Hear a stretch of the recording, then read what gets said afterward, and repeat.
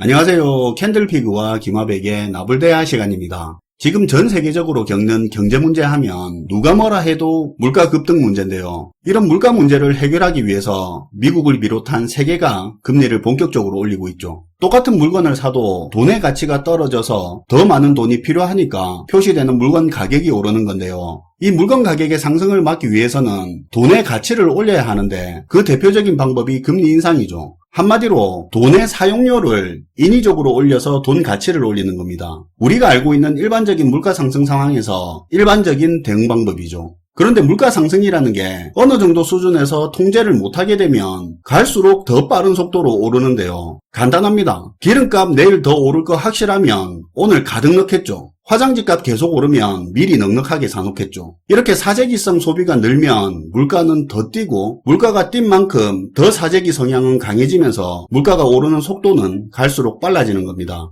끝내 물가 관리를 못해서 감당 불가한 수준까지 올라오면 초인플레이션 모습을 보이면서 사실상 화폐가 제 역할을 못하고 금융 시스템이 붕괴될 위험까지도 갈 수 있죠. 이런 경우는 금리 인상 같은 방법으로 물가 잡기가 거의 불가능한데요. 그런 경우에 지난 시간 이야기한 것처럼 자국 화폐를 포기하고 달러 같은 안정된 나라의 화폐를 공식 화폐로 전환하면서 물가를 잡기도 하고 다양한 방법의 화폐 개혁을 통해서 해결하기도 하죠. 물론 꼭 그게 성공을 보장하는 것도 아니고 후유증도 있습니다. 과거 브라질도 살인적인 물가 상승으로 초인플레이션을 겪었었는데요. 그런데 그 해결 과정이 좀 재밌는 것 같아서 오늘 한번 다뤄보도록 하겠습니다. 반갑습니다, 김화백님. 네, 안녕하세요. 브라질은 세계 최대의 농업국가 중에 하나인데요. 지금 화면의 자료에도 표시된 내용인데요. 2차 대전 이후로 특히 1960년대 후반부터 80년도까지의 경제 성장률을 보면 초대형 농지개발 사업 등이 활발해지면서 브라질에 있는 모든 농산품 수출이 늘어나게 되고요. 예를 들면 커피, 사탕수수, 쌀, 콩 같은, 그리고 브라질이 소고기 생산 세계 1, 2위를 달릴 정도로 세계 최대의 목축국가다 보니까 이런 농산품 수출을 늘려가게 되는 거죠.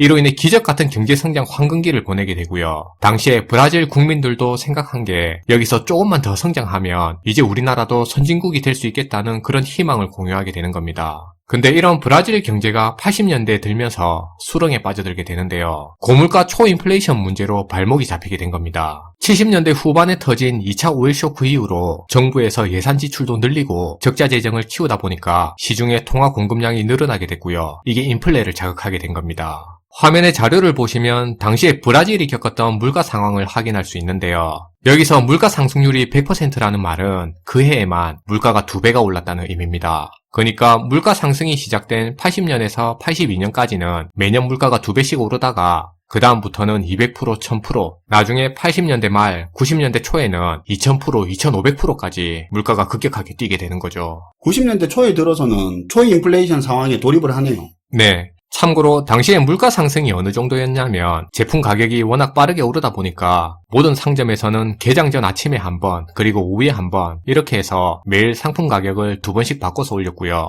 그리고 가격의 유통기한 같은 것도 생기게 되는데요. 예를 들면 이런 겁니다. 우유 한 통에 5,000원인데 27일 오후 6시까지 5,000원, 또 어떤 거는 내일 28일 12시까지 6,000원, 뭐 이런 식으로 가격을 표시하는 거예요. 이렇게 물가가 아침에 다르고 또 저녁에 다르고 워낙 빠르게 오르다 보니까 이런 상황이 더더욱 임금 근로자 입장에서는 죽을 맛인 건데요. 임금은 한 달 만에 오르는데 물가는 실시간으로 오르니까 임금이 물가 상승을 도저히 따라잡을 수 없게 됐고요. 결국 나중에는 월급제가 2주 단위 주급제로, 또 1주 단위 주급제로, 또 어떤 경우는 매일매일 지급되는 1급제식으로 그렇게 임금 체계가 바뀌는 일도 일어나게 됐습니다. 물가 상승 속도가 너무 빠르니까 임금 정산 주기도 빨라져야겠죠. 지금 받는 100만 원이랑 한 달 뒤에 받는 100만 원 가치 차이가 너무 크니까. 그쵸. 이러다 보니 당시 브라질 정부의 가장 시급한 경제정책이 바로 급등하는 물가 잡는 일이 되는 거예요. 정부에서는 물가 상승을 잡으려고 1, 2년마다 몇 차례에 걸쳐서 새로운 신규 화폐를 찍어내는 그런 화폐 개혁도 하게 되고요. 중간중간에 화폐 단위를 바꾸는 리디노미네이션도 해서 물가 잡는 데 총력을 기울이게 되는데요. 그리고 당시 브라질 정부가 생각할 때 시중에 화폐 공급을 줄여서 돈이 마르면 돈 가치가 올라서 물가 상승을 잡을 수도 있으니까 시중에 화폐 공급을 줄이기 위해서 은행에서 돈을 못 빼게 만드는 그런 예금 동결, 출금 금지 조치도 취하게 되고요. 상점에서는 30일 동안 물건 가격을 못 올리게 가격 동결 조치라는 것도 실시하게 됐어요. 돈 가치 올리고 물가 잡으려고 말 그대로 있는 방법 없는 방법 다 썼네요. 네. 그러니까 정부에서 할 수 있는 거의 모든 정책을 다 동원해서 인플레이션을 잡는 데 집중한 거죠. 근데 결국 다 실패하게 되고요. 시중의 물가는 더 미친 듯이 오르게 됩니다. 나중에 가서는 인플레이션이 10년 넘게 지속되다 보니까 기업들이 관성적으로 가격을 올리는 그런 관성 인플레이션 현상도 나타나게 됐어요. 참고로 앞에서도 얘기한 것처럼 정부에서 가격 동결 조치를 하니까 그럼 상점 입장에서는 동결된 가격으로 팔면 손해니까 시중의 제품을 걷어들이게 되고 그게 공급 부족 사태를 야기해서 물가 상승을 더욱 부추기게 됐어요. 아, 그렇게 되겠네요. 네. 그리고 예금 동결 조치도 정부에서 은행 예금 출금을 막아버리니까 특히 영세 상인과 영세 기업주 입장에서는 현금 유동성이 말라서 임금도 밀리고 대금 결제도 못하고 실업과 폐업만 늘리는 그런 결과를 만들게 됐죠. 결국 이런 인플레이션 문제는 당시 브라질 사회의 전국적인 대규모 시위로 이어지게 되고 1992년 12월에 대통령 탄핵 사건까지 불러오게 되는데요. 이렇게 대통령이 탄핵되고 나니까 그때 부통령이었던 프랑코란 사람이 대통령이 되는데 근데 이 프랑코 대통령도 초인플레이션 문제를 해결하지 못해서 그때 물가가 막 2000%씩 올라가기도 했습니다. 그렇겠죠. 앞에서 별짓 다 해도 안 잡혔는데 이 사람이라고 뾰족한 수가 있겠습니까? 네. 새 정부 역시도 물가 잡겠다고 화폐 개혁도 하고 시중에 통화 공급 줄인다고 세금 올리고 긴축 정책으로 정부 지출도 줄였는데 결국 다 실패하게 된 거죠. 그러다 1994년에 우연치 않은 계기로 해결책을 찾게 되는데요. 에드마르 바차라는 경제학자가 있었는데 이 사람이 아이디어를 낸 게 가상통화 단위를 만들어서 실제 통화랑 같이 쓰자고 정부에 제안한 겁니다. 근데 이게 실제 나중에 브라질의 초인플레이션을 해결하는 그런 해결책이 되는 거예요. 가상의 통화 단위를 만들어서 실제 통화랑 같이 쓴다는 그 말이 무슨 말입니까? 좀 어려운데요? 네. 당시에 브라질은 크루제이루라는 화폐 단위를 사용하고 있었는데요. 여기에 추가적으로 URV라는 가상의 화폐 단위를 만들어서 이걸 실제 화폐랑 같이 쓰게 만든 거죠. 그러니까 제품 가격을 가상화폐 단위인 URV로도 표시하고 실제 화폐인 크루제이로로도 표시해서 두 개의 가격으로 표시하게 한 겁니다. 그리고 여기서 중요한 포인트는 브라질 정부가 가상화폐 단위인 이 URV라는 개념을 도입할 때 1URV를 미국 돈 1달러에 맞추기로 하고 그렇게 도입한 거예요.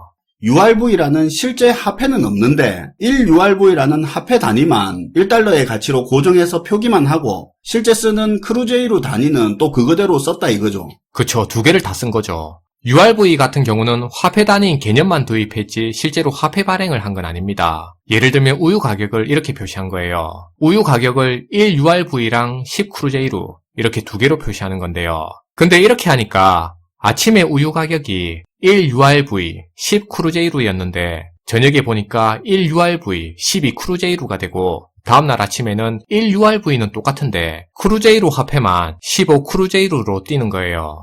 URV 단위는 달러하고 가치가 똑같이 가니까 안 변하고 크루제이루만 가치가 떨어지는 거네요. 맞아요. 근데 이렇게 되면 사람들이 생각하는 게 어떻게 변하게 될까요? 아, 이게 무슨 의미인지 알겠네요. 그렇게 되면 실제로 URV라는 화폐는 없지만 URV로 표기된 가격이 아무래도 안정적이니까 사람들이 URV 기준으로 제품 가격을 생각을 하겠네요. 바로 그거예요. 그게 정부가 노린 거예요. 당시 브라질 정부는 브라질 전역에서 거래되는 모든 제품에 대해서 이렇게 가격을 두 개로 표시하게 했고요. 기업에서 임금을 줄 때도 교통요금 같은 공공요금도 이렇게 가격을 두 개로 표시해서 사용하게 한 겁니다. 심지어 정부에서 세금을 거둘 때도 정부는 고지서에 존재하지도 않는 URV라는 단위로 세금을 징수하기도 했어요.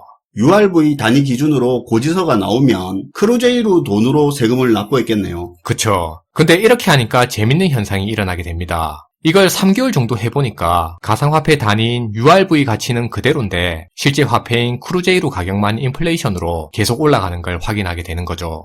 일종의 URV를 국내의 화폐 간의 환율처럼 자리 잡게 하는 개념이 되네요. URV가 기준 화폐고. 그쵸. URV 단위가 인플레이션도 없고 안정적이라는 걸 확인하게 된 겁니다. 이렇게 되니까 브라질 정부가 바로 한 게 있습니다. 불안정한 크루제이루는 없애고 URV를 실제 화폐로 통용해서 화폐 개혁을 해버린 거예요. 그렇게 인플레이션이 잡아진 거네요. 맞아요. 이미 3개월 동안에 URV 단위가 국민들 사이에서 안정적인 화폐 단위라는 그런 인식이 자리 잡게 됐고요. 그런 인식을 정부가 이용해서 실제 화폐로 찍어낸 것뿐인데 이게 10년 이상 지속된 초인플레이션 문제를 단기간에 해결하는 해결책이 된 거예요. 실제 URV의 의미를 보면 Unit of Real Value의 약자인데요.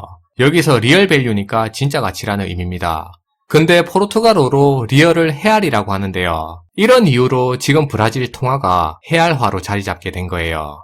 재밌는 내용이네요. 오늘도 잘 들었습니다, 김하백님. 네, 감사합니다. 오늘은 브라질이 과거 초인플레이션을 잡았던 독특한 방법에 대해서 알아봤는데요. 들으면서 느낀 분도 계시겠지만 우리가 쓰는 화폐를 신용화폐라고 부르죠. 종이 쪼가리일 뿐이지만 우리는 가치가 안정적으로 유지된다는 조건 하에 신뢰를 하고 화폐로 쓰죠. 극심한 인플레이션은 화폐의 신뢰도를 떨어뜨려서 화폐가 제 역할을 하지 못하게 하는데요. 브라질 사례에서 볼 수 있었듯이 크루제이로 화폐는 실물로 존재함에도 불구하고 신뢰를 얻지 못해 인플레이션을 심화시켰지만 URV는 가상의 단위일 뿐이었는데 신뢰를 얻어서 물가를 안정시키고 나중엔 실제 화폐로까지 쓰였죠. 물가 문제는 화폐의 신뢰도와 연결되는 부분이고 그렇기 때문에 각국의 중앙은행들이 지금 눈에 불을 켜고 물가 하는 거죠. 시청해주셔서 감사하고요. 지금까지 나불대화 시간이었습니다.